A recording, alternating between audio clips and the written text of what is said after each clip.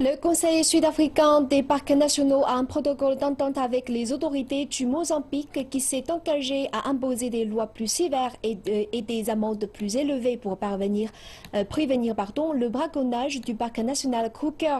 Mais on pense que la plupart des braconniers continuent d'entrer dans le parc iconique à partir du Mozambique et du Zimbabwe, dans une célèbre région frontalière connue sous le nom de Crooks Corner. Nous avons conduit pendant plusieurs heures à travers la partie centrale, aride car atteinte par la sécheresse, du parc national Kruger. Notre destination était la section Pafuri du parc, au nord. Lorsque nous sommes arrivés, nous avons été accueillis par une mer de verdure, principalement due aux récentes pluies dans la région. Les experts de la faune sauvage décrivent l'endroit comme l'une des zones les plus belles du parc. Mais cette beauté va de pair avec la cruauté et la brutalité du braconnage. Il y a tant de problèmes, c'est très dynamique et très éprouvant, parce que nous jouxtons le Zimbabwe, le Mozambique et les communautés.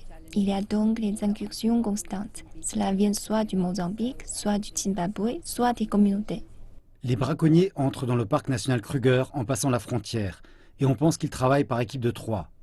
L'un d'entre eux abat l'animal visé, un autre prélève les cornes du rhinocéros ou les défenses d'éléphants, tandis qu'un troisième complice ramène autant de viande de l'animal qu'il le peut. L'hippopotame a été retrouvé mort avec le collet du braconnier autour du cou. Et les crocodiles ont commencé à le dévorer. Parfois, nous rencontrons les nombreux groupes de braconniers en une journée. Quelquefois, nous en rencontrons 3. Nous devons les suivre, nous devons travailler très durement, nous devons entretenir la motivation de l'équipe. Les gardes forestiers qui sont déployés sur le terrain continuent à les motiver jusqu'à nous les arrêtions.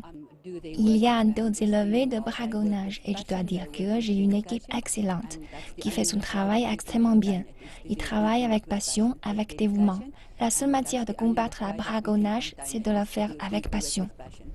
SANParks travaille aussi en étroite collaboration avec la police sud-africaine et les autorités judiciaires.